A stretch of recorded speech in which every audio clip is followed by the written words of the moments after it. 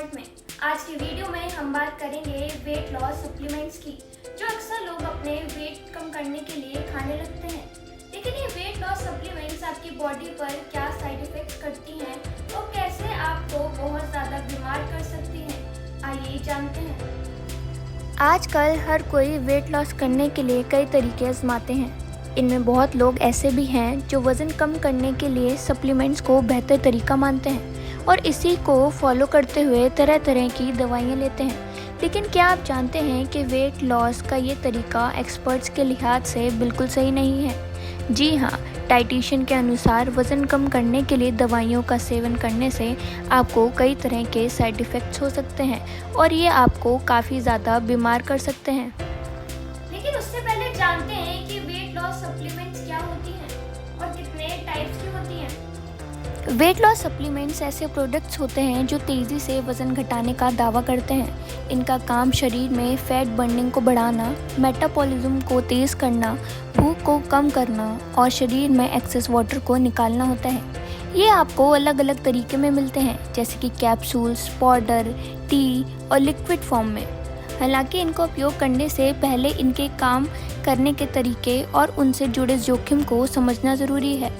और मार्केट में आपको ये सप्लीमेंट्स अलग अलग फॉर्म्स में मिल जाएंगे, जैसे फैट बर्नर्स। ये सप्लीमेंट्स मेटाबॉलिज्म को बढ़ाकर और शरीर में फैट ऑक्सीडेशन को तेज़ करके फैट बर्न करने का दावा करते हैं। इसमें आमतौर पर कैफीन, ग्रीन टी एक्सट्रैक्ट और अलग एलिमेंट्स होते हैं। इसके बाद आते हैं एपेटाइट सप्लीमेंट्स। ये भूख को कम करते हैं ताकि व्यक्ति कम कैलोरी इंटेक करे। इनमें ग्लूकोमेनिन, फाइबर जैसे एलिमेंट शामिल हो सकते हैं जो पेट को भरा हुआ महसूस कराते हैं। फिर आते हैं कार्ब ब्लॉकर्स। ये सप्लीमेंट्स कार्बोहाइड्रेट के पाचन को बाधित करते हैं, जिससे शरीर में कार्ब्स को फैट में बदलने की प्रक्रिया कम हो जाती है। आमतौर पर इसमें वाइट किडनी बीन्स एक्सट्रैक्ट होते हैं। फिर आते हैं थर्मोजेनिक सप्लीमेंट्स। ये सप्लीमेंट शरीर की गर्मी को बढ़ाकर मेटाबॉलिज्म को तेज़ करते हैं और अधिक कैलोरी बर्न करने में मदद करते हैं। इसमें कैफीन, कैप्साइसिन और कुछ अन्य हर्बल एलिमेंट्स इनमें इस्तेमाल होते हैं। अब जानते हैं कि वेट लॉस सप्लीमेंट्स आपकी बॉडी पर क्या साइड इफेक्ट्स कर सकती हैं और आपको इसे क्यों नहीं खाना चाहिए। वेट लॉस सप्लीमेंट्स ऐसे प्रोडक्ट्स हैं जो जल्दी से आपके वेट कम करने का दावा करते हैं, लेकिन इसके पीछे आपकी बॉडी में कितने साइड इफ़ेक्ट्स हो सकते हैं, आइए आपको बताते हैं। सबसे पहला साइड इफ़ेक्ट आपके मेटाबॉलिज्म पर असर करता है। कई सप्लीमेंट्स मेटाबॉलिज्म को बढ़ाने का दावा करते हैं, जिससे शरीर में फैट तेज़ी से बर्न हो सके। हालांकि ये आर्टिफिशियल फॉर्म से मेटाबॉलिज्म को बढ़ाकर शरीर को नुकसान पहुँचा सकता है। इससे हार्मोन्स इम्बैलेंस और थकान जैसी समस्याएँ हो सकती हैं। दूसरा इफेक्ट आपके हार्ट पे भी पड़ सकता है। कुछ सप्लीमेंट्स में कैफीन और अन्य स्टिमुलेंट्स होते हैं जो दिल की धड़कन को तेज़ कर सकते हैं। इसका सीधा असर दिल की सेहत पर पड़ता है, जिससे हाई ब्लड प्रेशर, धड़कन तेज़ होना और हार्ट अटैक पड़ने का खतरा बढ़ सकता है। तीसरा इफेक्ट ये आपकी किडनी और लीवर पर भी कर सकता है। शरीर से फैट और टॉक्सिन्स को निकालने के लिए किडनी और लीवर काम करते हैं, लेकिन वेट लॉस सप्लीमेंट्स में कुछ ऐसे एलिमेंट्स होते हैं जो इन ऑर्गन्स पर एक्सट्रीम प्रेशर डालते हैं और लंबे समय तक इनके इस्तेमाल से किडनी या लीवर फेलियर जैसी बीमारी हो सकती है।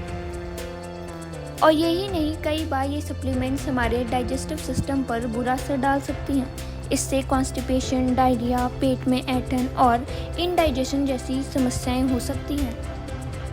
वेट लॉस सप्लीमेंट्स लेने से शारीरिक ही नहीं, मानसिक स्वास्थ्य पर भी असर पड़ता है। इनमें मौजूद कैफीन और अदर स्टिमुलेंट्स एंजाइटी, नर्वसनेस और नींद न आना यानी कि इंसोमेनिया जैसी समस्याएं भी हो सकती हैं। और यही नहीं, कुछ सप्लीमेंट्स भूख को दबाने का काम करते हैं, जिससे व्यक्ति सफिशिएंट न्यूट्रिशन इंटेक नहीं कर पाता। लंबे समय तक सप्लीमेंट्स का यूज़ करने से शरीर में विटामिन, मिनरल्स और न्यूट्रिशंस की कमी हो सकती है, जो कमज़ोरी और इम्यूनिटी में कमी का कारण बनती है।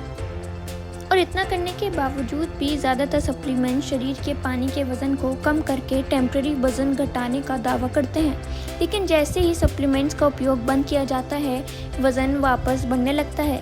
इस प्रकार ये वज़न घटाने का बस एक टेम्पररी सॉल्यूशन देते हैं। और यही नहीं, कई सप्लीमेंट्स में ऐसे एलिमेंट्स होते हैं जो एलर्जी या रिएक्शन का कारण बन सकते हैं। जिससे स्किन पर रैशेज, सूजन और सांस लेने में दिक्कत जैसी समस्याएं हो सकती हैं। कई लोग वेट लॉस सप्लीमेंट्स का इस्तेमाल बार बार करते हैं क्योंकि उन्हें तेज़ी से रिजल्ट देखने को मिलते हैं। इससे सप्लीमेंट्स की लत लगने का खतरा हो सकता है, जो स्वास्थ्य के लिए खतरनाक साबित हो सकता है। और यही नहीं, अगर कोई किसी और बीमारी का इलाज करा रहा है और कोई दवाई ले रहा है तो वेट लॉस सप्लीमेंट का सेवन करना उन दवाओं के साथ इंटर रिएक्शन कर सकता है। इससे शरीर पर हानिकारक प्रभाव हो सकता है, जो कभी कभी घातक साबित भी हो सकता है।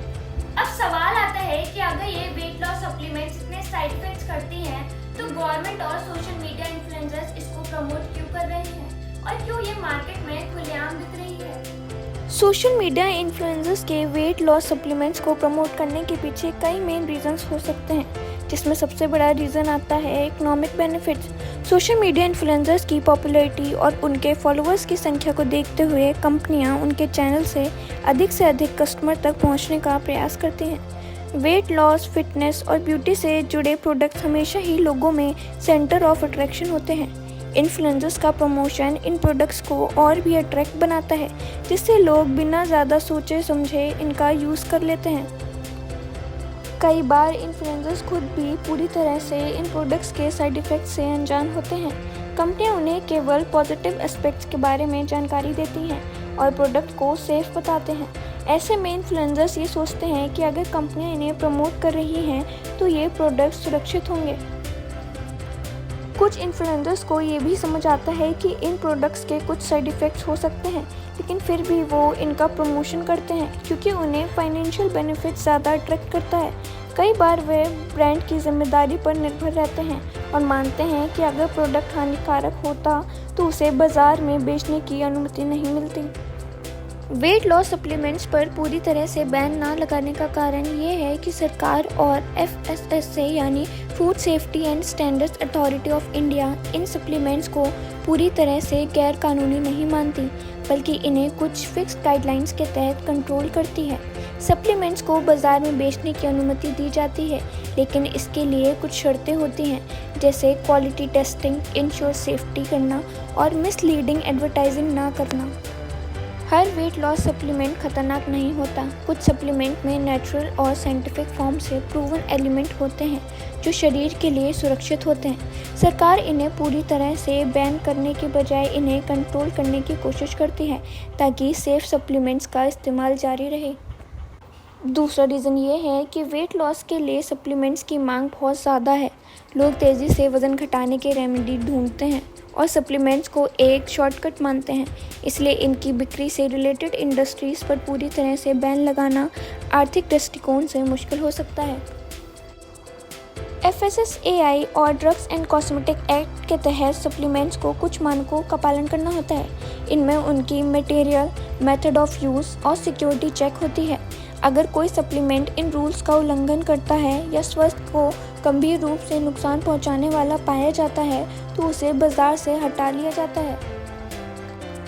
गवर्नमेंट ज़्यादातर उन सप्लीमेंट्स पर ध्यान देती है जो मिसलीडिंग और फेक दावे करते हैं। जैसे अगर कोई सप्लीमेंट ये दावा करता है कि 30 दिनों में 10 किलो वज़न घटाएं या 100% नेचुरल और साइड इफ़ेक्ट फ्री, तो इसे कंज्यूमर प्रोटेक्शन लॉ के तहत इसे मिसलीडिंग माना जा सकता है और इस पर कोई भी कार्रवाई की जा सकती है। अब जानते हैं कि आप बिना वेट लॉस सप्लीमेंट्स के कैसे अपना एक हेल्दी तरीके से वेट लॉस कर सकते हैं।